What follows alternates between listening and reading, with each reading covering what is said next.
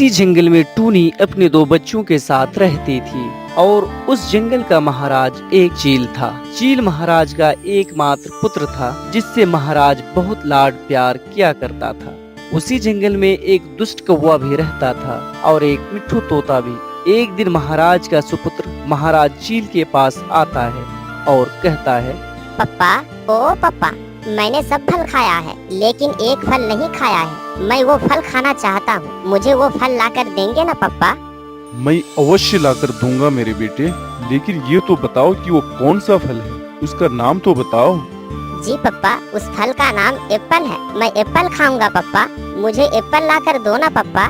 बेटे की ये बात सुनकर महाराज चील सेनापति को एप्पल लाने के लिए कहता है।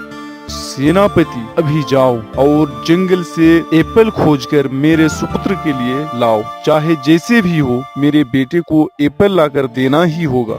ठीक है महाराज, मैं भी जाता हूँ और एप्पल लेकर आता हूँ। फिर सेनापति गिद्ध और चील एप्पल की तलाश में निकल जाते हैं। सेनापति चील और गिद्ध पूरा जंगल खोज लेता है, फिर भी उसे कोई एप्पल दिखाई नहीं देता है। फिर सेनापति चील एक पेड़ पर बैठकर कहता है, हाय हाय, पूरा जंगल खोजकर तो मुझे एक भी एप्पल नहीं मिला, तो फिर महाराज का पुत्र भला एप्पल कैसे खाएगा? ऐसा कहकर सेनापति चील और गिद्ध वहाँ से राजभवन की ओर रवाना हो जाता है। फिर सेनापति महाराज से कहता है, महाराज, हमने तो पूरा जंगल खोज डाला लेकिन मुझे कहीं नहीं एप्पल नजर आया।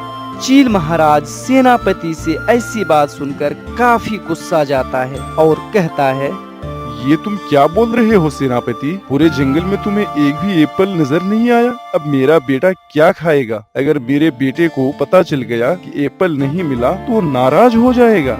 ये सब बात हो ही रही थी कि तभी वहाँ पर राजपुत्र आ जाता है और कहता है, पप्पा, ओ पप्पा, मेरे लिए एप्पल लाए हैं, मुझे एप्पल दीजिए, मैं एप्पल खाऊंगा।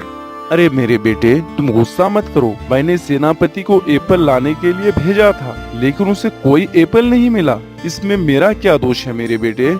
नहीं पप्पा, मुझे एप्पल चाहिए, चाहे जैसे भी हो, मैं तो एप्पल खाऊंगा, नहीं तो मैं गुस्से करके मैं इस घर से निकल जाऊंगा। अरे सेनापति, कुछ तो करो, मेरे बेटे तो बहुत नाराज हो गया है। फिर सेनापति महाराज को बोलता है, महाराज, मुझे तो लगता है कि पूरे जंगल में ये ऐलान कर देना चाहिए कि आपका सुपुत्र एप्पल खाना चाहता है, तभी कोई न कोई पक्षी निश्चय ही आपके सुपुत्र के लिए एप्पल लेकर आएगा। तब यहाँ पर खड़े क्यों हो सेनापति? माइक लेकर जाओ और पूरे जंगल में ये ऐलान कर दो कि जो कोई भी मेरे बेटे को एप्पल ला कर देगा, मैं उसे पुरस्कार में 50 स्वर्ण मुद्राएं दूंगा। जी महाराज, मैं अभी जाता हूँ। तभी सेनापति गिद्ध माइक लेकर जंगल चला जाता है और एक पेड़ पर बैठकर ये ऐलान करता है, सुनो सुनो सुनो, जंगल के सभी पक्षियों सुनो, इस जंगल में महाराज का सुपुत्र एप्पल खाना चाहता है। जो कोई भी मुझे एप्पल ला कर देगा, महाराज उसे 50 स्वर्ण मुद्राएं इनाम में देगा। सेनापति गिद्ध जब ये ऐलान करता है तो उसका ऐलान टूनी और उसके बच्चे सुन रहे होते हैं। तभी टूनी का एक बेटा टूनी से कहता है, मम्मा, ओ मम्मा, सुन रहे हैं? सेनापति ऐलान कर रहा है कि महाराज हमें पुरस्कार देंगे। चलो महाराज के पास चलते हैं मम्मा और पुरस्कार लेकर आते हैं। अरे मेरे बेवकूफ बेटे, महाराज पुरस्कार तो ऐसे ही नहीं देंगे ना। महाराज का सुपुत्र एप्पल खाना चाहता है, इसलिए जो कोई भी महाराज के सुपुत्र को एप्पल ला कर देगा, महाराज उसे ही पुरस्कार देगा, समझे? ऐसा सुनकर टूनी का बेटा टूनी से कहता है, तब चलो मम्मा, एप्पल लेकर महाराज चील के पास चलते हैं और पुरस्कार लेकर आते हैं।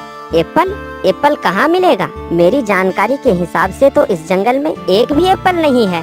मम्मा, चलो ना महाराज से ये जानकर आते हैं कि आखिर माजरा क्या है। तुमने बिल्कुल ठीक कहा है मेरे बेटे, चलो आखिर ये घटना क्या है, जानकर आते हैं। फिर टूनी और उसके बच्चे महाराज चील के पास जाने लगते हैं और इधर गिद्ध सेनापति फिर ये ऐलान करता है, सुनो सुनो सुनो, जंगल के सभी पक्षियों सुनो, इस जंगल के महाराज का सुपुत्र एप्पल खाना चाहता है। जो कोई भी उसे एप्पल ला कर देगा, महाराज उसे इनाम देगा, अनेक अनेक पुरस्कार देगा। इधर मिट्ठू तोता ये ऐलान सुन रहा था और सुनने के बाद कह रहा होता है, महाराज माइक से ये ऐलान करवा रहा है। चलो मैं ये देख कर आता हूँ कि आखिर माजरा क्या है। ऐसा कहकर मिट्ठू तोता भी महाराज के पास जाने लगता है और फिर इधर सेनापति गिद्ध ये ऐलान करता है, सुनो सुनो सुनो, जंगल के सभी पक्षियों सुनो, इस जंगल के महाराज का सुपुत्र एप्पल खाना चाहता है। जो कोई भी उसे एप्पल ला कर देगा, महाराज उसे इनाम में 50 स्वर्ण मुद्राएं देगा।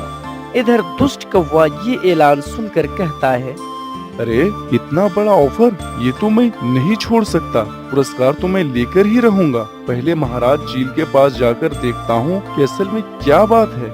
ऐसा बोलकर कौवा कारण जानने महाराज के पास जाने लगता है।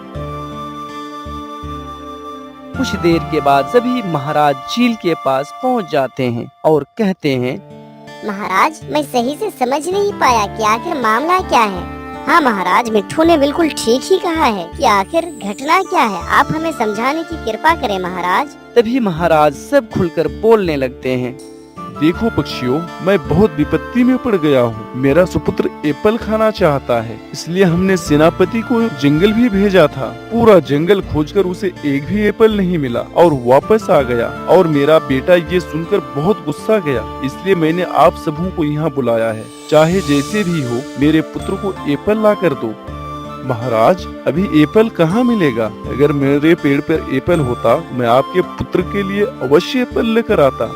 महाराज, मेरे पेड़ पर भी एप्पल नहीं है। महाराज, मेरे पेड़ पर भी कोई एप्पल नहीं है। ऐसा सभी पक्षियां बोल ही रहे कि तभी वहाँ पर महाराज का सुपुत्र आ जाता है और कहता है, पप्पा, ओ पप्पा, आप मेरे लिए एप्पल लाए हैं।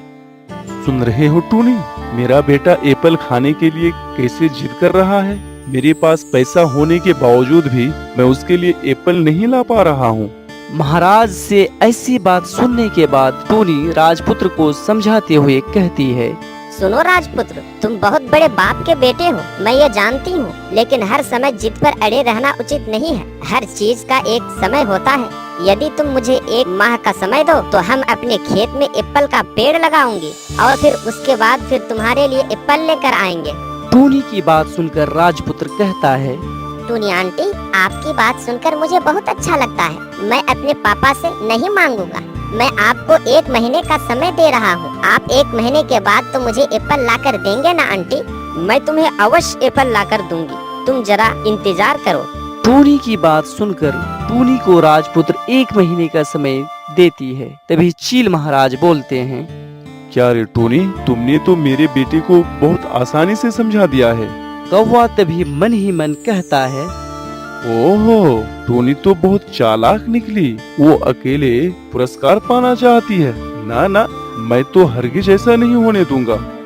फिर कौवा महाराज चील से कहता है, महाराज, मुझे भी आप 1 महीने का समय दीजिए। हम भी अपने खेत में एप्पल का पेड़ लगाएंगे और जब एप्पल हो जाएगा तो आपके पुत्र के लिए एप्पल लेकर आएंगे। ठीक है कौवे, तुम जब अपने मन से बोल रहे हो तो मैं तुम्हें भी 1 महीने का समय दे रहा हूँ। महाराज चील की ऐसी बात सुनकर मिट्ठू तोता कहता है, महाराज, तब मैं ही क्यों पीछे रहूं? मुझे भी 1 महीने का समय दिया जाए। ठीक है, मैं तुम तीनों को 1-1 महीने का समय दे रहा हूँ। जिसका एप्पल मेरे पुत्र को सबसे अच्छा लगेगा, मैं उसे ही पुरस्कार दूंगा। ऐसा सुनकर सभी पक्षियां अपने अपने घर को चले जाते हैं। इधर टूनी और उसके बच्चे अपने खेत में हल चला रहा होता है। खेत जोतने के बाद टूनी अपने बच्चों से कहती है, सुनो मेरे बच्चे, महाराज ने कहा है कि 1 महीने के बाद मुझे राजपुत्र को एप्पल देना है और यदि मैं उन्हें एप्पल दे पाया तो मुझे पुरस्कार भी मिलेगा और यदि उन्हें एप्पल नहीं दे पाया तो महाराज मुझे सजा भी दे सकता है। इसलिए नियम अनुसार मुझे काम करना होगा।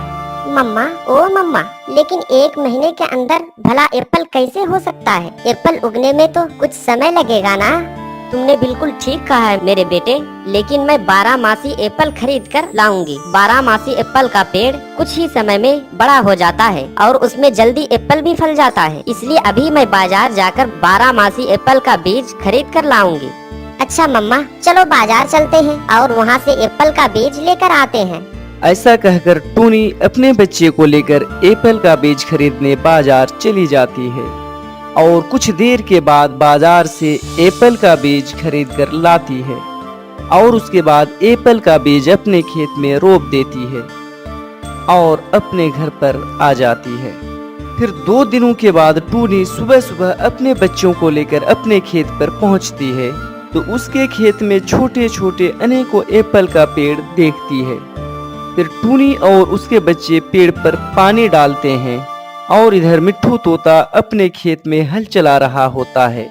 काम खत्म करने के बाद मिट्ठू तोता कहता है, अभी मैं बाजार जाता हूँ और एप्पल का बीज खरीद कर लाता हूँ।